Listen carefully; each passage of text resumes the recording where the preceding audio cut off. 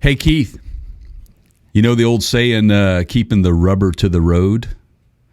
I believe I've heard that a time or two, yes. Yeah, keeping the rubber to the road. Well, guess what we got? We don't talk about tires that much, but we got some tire news. You want to talk about it? Tell our fans what we got coming up. This segment sponsored by Trojan. Ooh.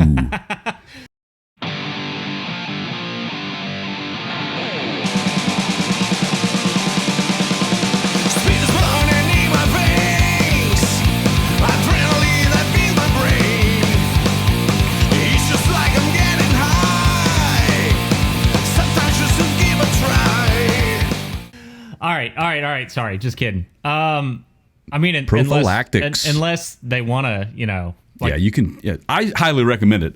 That's anyway. So I found out about this on some Tesla threads that I follow because I think people were trying to make a good, they were like, ooh, this would be a perfect fit for some EVs. Sure. But it's maybe not. That's not certainly the only application for sure.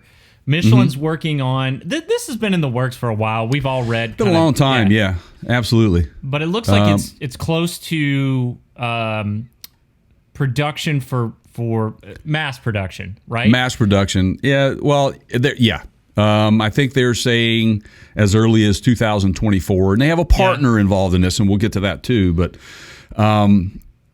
this is a tire that basically will never go flat. It's can't airless. go flat, right? If it has no air in it to begin with, right? There's no air. Yeah, so it's Michelin's UPTIS product. It is kind of the first of its kind. Really, it's an airless car tire that won't ever get flat. And at the end of the day, one might think, well, why would they be making something like this? Because we've talked about this, a good business model, you always build in return business. That's how you stay in business. I think I know where you're going with this. Right. Yeah, nothing lasts forever. So why would you want to build a tire that will last 3 times as long as a normal tire? Due to all of the dynamics that go on while a tire is in motion, the climate, the terrain, the speeds, how one drives, how well maintained a vehicle is. This tire, this design seems to take out all of those variables, giving you an opportunity to have a long-lasting tire. So a really good investment. Yeah, so, and keep in mind, in terms of, you're talking about like forced obsolescence or planned obsolescence, right? Where, you still would wear, it's still tread that can wear down, so the tire still wears down. Now, first of all, and if you haven't seen these, we'll get you a picture, but they're kind of ugly.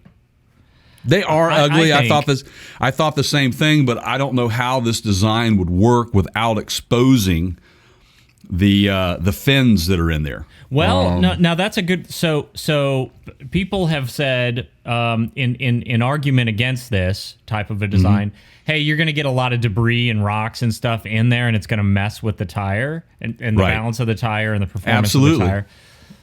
Why can't it work do we really need to see those spokes that are pressure loaded? Do we? Yeah, we don't. I think that what you're seeing now is just basically a visual demonstration on how this thing is. Showing you how it works. Yep. Absolutely. So I think they'll have to refine it for actual on-road use. Put a sidewall on it. Yeah. Put a sidewall on it, and there's probably ways that they can do that. Here's the bigger picture of this thing, guys. And you wonder why a tire company could be doing this. There is so much waste and pollution generated from both the manufacturing of tires, but also the disposal of tires, hence the tire disposal fees. You'll see that on your invoice when you go buy a set of tires. You basically have to pay the tire disposal fee because I can't just burn them in my backyard. No, those days are over. Are you saying that's not okay? No, not okay. Now, what you can do, though, however... Hey, hold on. Hey, will you go put those burning tires out in the backyard? I think we might have an issue. All right, sorry, go ahead. You'll have an invoice coming your way for the hazardous waste disposal fee there, sir. But yeah, that I sold tires for a long time, actually, way back. I worked with the big hitters way back when, Western Auto, who sold a lot of tires. The Pep Boys was also a very big name that was also selling tires. So I'm very familiar with tires. And we always said that, gosh, where do all these tires go? Well, they're turning up in mulch, an alternative to mulch. Yeah. For like kids' playgrounds, and there's a lot of benefits to that. They're being used for, barriers, if you will, like soft barriers for car crashes or auto racing, stuff like that. They're used in many different ways, repurposed, if you will. But now you've got an actual tire manufacturer that has decided, well, we're going to give back to the earth as well. And how do we do that? Well, we can reclaim our tires, and we can use this material and repurpose it. And here you go. And then you cut down on the number of tires that a vehicle may need over a course of time. Yeah. Hence the 3 times longer lasting because of no air in the tire and the climate issues. Yeah, the test pilot program, the people that drove it said it was similar in feel to a regular air tire. Now, right. I don't know who they used. They didn't use me, so I don't know how. No, accurate. it wasn't me either. Right. There was a gentleman that they called him, was it Mr. Uptis Experience with Mr. JWW? And it was a Mini Cooper, so could it be John Works? I don't know. But anyway, they test drove it on an electric Mini Cooper, or he did. And they said that, it feels good, it feels right, but it's ugly, just like we said in the beginning of this. And I think that they're going to have to deal with that issue. And, they've got a partner program in place with GM. I guess we should point that out, where they're looking to roll these out in some of the GM vehicles. Back to what you said, as early as 2024. So correct. Just about 3 years away, meaning GM's got about a year and a half before they start building vehicles that would include those tires if they're going to be on a 2024 model year. Absolutely. And, one vehicle that has not hit the market yet, and it's the first of its kind for this particular brand, Cadillac, which is the Lyriq. Yeah. I kind of have a suspicion that might be where they're going as an option for that particular vehicle. What do you think? Yeah. And you got me thinking here, the whole Lyriq, concept, because it's made in Nashville, Music City, right? Right. These things, if you don't put a sidewall on them, they're going to make some noise, right? Ooh, they will. All those little fins, all those little spokes in there that are let air move through them. Right. It's going to make noise. It's going to add noise to the ride, which in an EV would be more noticeable than in an internal combustion engine. So absolutely. That's a good point. This will be interesting to see where it goes.